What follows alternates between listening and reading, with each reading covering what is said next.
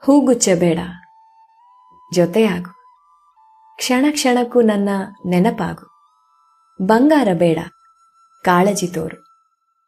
ಪ್ರಯತ್ನದ ಬೆವರಲ್ಲಿ ಪ್ರೀತಿಯ ಮೊಗ್ಗು ಮೂಡಿಸು. ಕಿವಿ ಕೊಡುವುದಷ್ಟೇ ಬೇಡ, ಮನವೂ ಕೊಡು. ನನ್ನ ಮೌನವನ್ನು ಮಾತಿನಂತೆ ಓದು.